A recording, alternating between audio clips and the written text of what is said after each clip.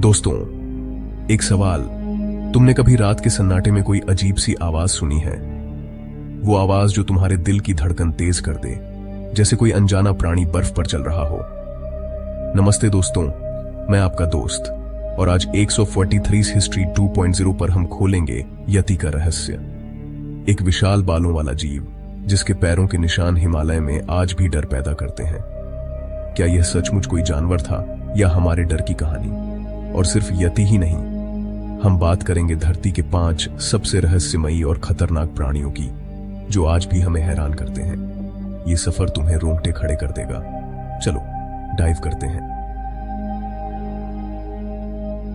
हिमालय की बर्फीली चोटियां, ठंड इतनी कि तुम्हारी उंगलियां सुन्न पड़ जाएं। सदियों से यहां के शेरपा और तिब्बती लोग एक प्राणी की कहानियां सुनाते हैं। यदि इसे हिम मानव कहते हैं, लेकिन कुछ इसे राक्षस मानते हैं। 1921 में ब्रिटिश पर्वतारोही चार्ल्स हॉवर्ड बरी ने एवरेस्ट पर 20 इंच लंबे निशान देखे।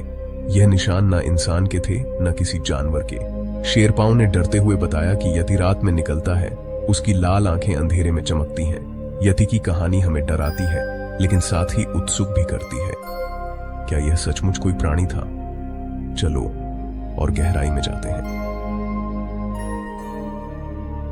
यति की कहानी सिर्फ हिमालय तक नहीं है। नेपाल, तिब्बत, भूटान, हर जगह इसके किस्से गूंजते हैं। 1953 में सर एडमंड हिलरी, जिन्होंने एवरेस्ट फतह किया, उन्होंने भी यति के निशान देखे। एक मठ में उन्हें यति की खोपड़ी दिखाई गई, लेकिन वह शायद बंदर की थी। फिर सवाल उठता है, क्या यति सिर्फ एक गलतफहमी है? 2019 में भारतीय सेना ने मकालू बेस कैंप के पास 32 इंच लंबे निशान देखे। सोशल मीडिया पर बवाल मच गया। क्या यह यति था? वैज्ञानिकों ने कहा, यह हिमालय भालू के निशान हैं। अब चलो 2017 में ऑक्सफोर्ड यूनिवर्सिटी ने यति के बाल, हड्डियां और दांत टेस्ट किए। नतीजा, ज्यादातर सैंपल हिमालय भालू के थे। लेकिन दोस्तों, क्या यह पूरी कहानी है? कुछ वैज्ञानिक मानते हैं कि यति एक प्राचीन मानव प्रजाति जैसे नियंद्रथल हो सकता है, जो हिमालय में बच गया। 2020 की एक स्टडी ने कहा कि हिमालय भालू 2 पैरों पर चल सकते हैं, लेकिन यति की लाल आंखें, उसकी विशालता, क्या यह भालू हो सकता है? यति की कहानी हमें बताती है कि प्रकृति में कुछ रहस्य आज भी अनसुलझे हैं। तुम क्या मानते हो? यति सच है या मिथक? कमेंट में बताओ। यति सिर्फ एक प्राणी की कहानी नहीं है, यह हमारे डर और जिज्ञासा की कहानी है। हिमालय के लोग सदियों से अकेले जंगलों में रहते हैं। रात को जब बर्फीली हवाएं चलती हैं और कोई अजीब आवाज आती है, तो दिमाग क्या सोचेगा?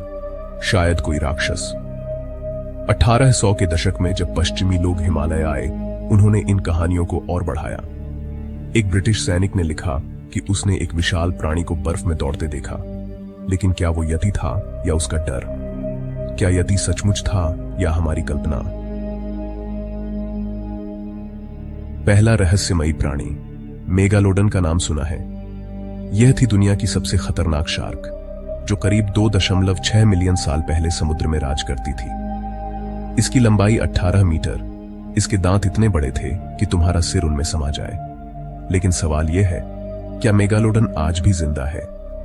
2016 में प्रशांत महासागर में मछुआरों ने एक विशाल छाया देखी। कुछ ने कहा यह मेगालोडन था। वैज्ञानिकों ने इसे खारिज किया। मेगालोडन की कहानी हमें बताती है कि समुद्र की गहराइयां आज भी रहस्यों से भरी है। क्या तुम्हें लगता है कि मेगालोडन आज भी छिपा है? कमेंट में अपनी राय शेयर करो।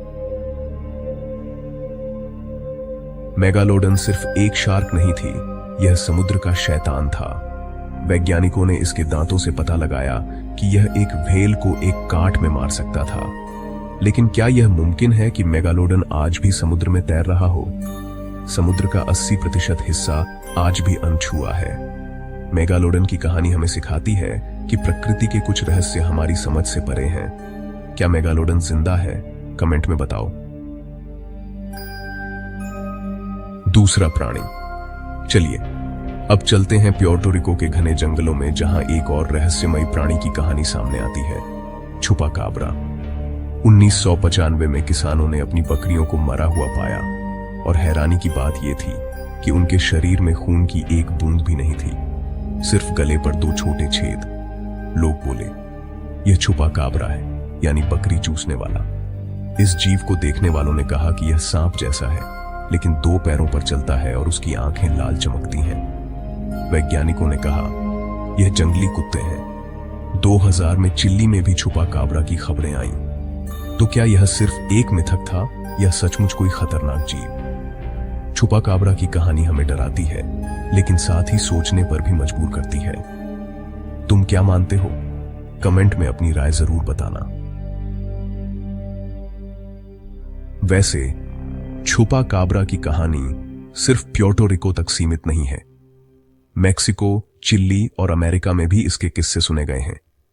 कुछ लोग कहते हैं कि छुपा काबरा एक एलियन है और कुछ मानते हैं कि यह कोई वैज्ञानिक प्रयोग था जो गलत हो गया।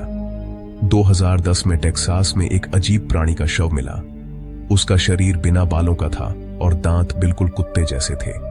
वैज्ञानिकों ने कहा यह एक बीमार कोयोट था, लेकिन स्थानीय लोग मानने को तैयार नहीं थे। छुपा काबरा की कहानी हमें हमारे डर की ताकत दिखाती है। क्या यह सचमुच कोई प्राणी था या फिर हमारी कल्पना?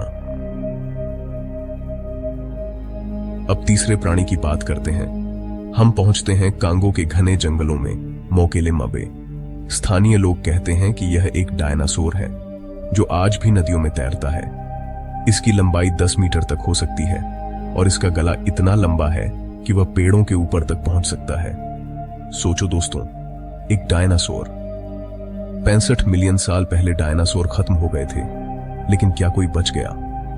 1909 में एक जर्मन वैज्ञानिक ने कांगो में इसके निशान देखे। स्थानीय लोगों ने बताया कि यह जंगल के सबसे गहरे हिस्से में रहता है। वैज्ञानिक कहते हैं यह मगरमच्छ या सांप हो सकता है। मोकेले मबे की कहानी हमें प्रकृति के अनसुलझे रहस्यों की याद दिलाती है। तुम क्या सोचते हो? मोकेले मबेम्बे की कहानी कोई साधारण कहानी नहीं है। 1980 में अमेरिकी वैज्ञानिक रॉय माइकल ने कांगो में इसकी तलाश की। उन्होंने स्थानीय लोगों से बात की, जिन्होंने दावा किया कि उन्होंने इस जीव को देखा। एक शिकारी ने बताया कि उसने नदी में एक विशाल प्राणी को पेड़ खाते देखा, लेकिन कोई ठोस सबूत नहीं मिला। कांगो के जंगल इतने घने हैं कि वहां कुछ भी छिप सकता है। अगर मोकेले मबे सचमुच एक डायनासोर है तो यह विज्ञान की सबसे बड़ी खोज होगी। लेकिन अगर यह सिर्फ एक कहानी है तो भी यह हमें हैरान करती है। अगर तुम कांगो के जंगल में खो जाओ और यह प्राणी तुम्हारे सामने आए तो क्या करोगे? कमेंट में बताओ।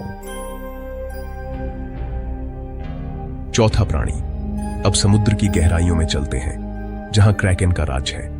नॉर्वे के मछुआरे सदियों से एक विशाल समुद्री राक्षस की कहानियां सुनाते हैं। क्रैकेन इतना बड़ा था कि वह पूरा जहाज अपने टेंटकल्स में लपेट सकता था।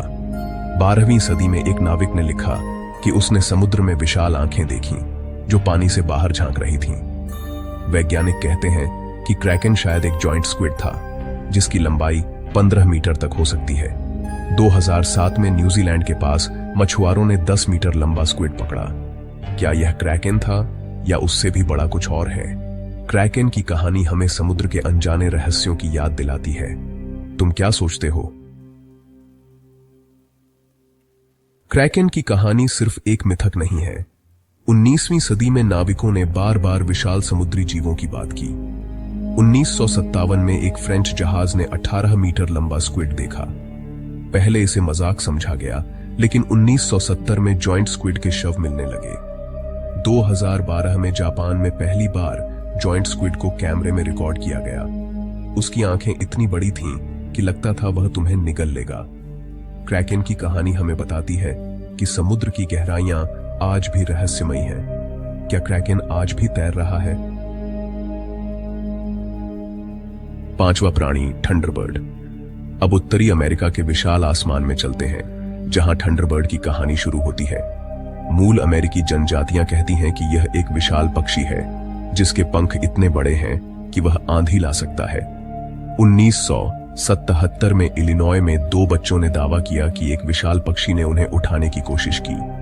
कोई उनकी बात पर यकीन नहीं करता, लेकिन सोचो अगर सचमुच ऐसा हुआ हो। वैज्ञानिक कहते हैं कि थंडरबर्ड शायद एक बड़ा कंडोर था लेकिन कंडोर इतना ताकतवर नहीं हो सकता। कुछ लोग मानते हैं कि यह एक प्राचीन प्रजाति हो सकती है जो आज भी छिपी है। थंडरबर्ड की कहानी हमें आसमान के रहस्यों की याद दिलाती है। तुम क्या सोचते हो? थंडरबर्ड का रहस्य।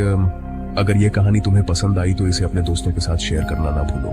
अगर आपको यह कहानी पसंद आई हो तो वीडियो को लाइक करें, सब्सक्राइब करें। मिलते हैं अगली वीडियो में।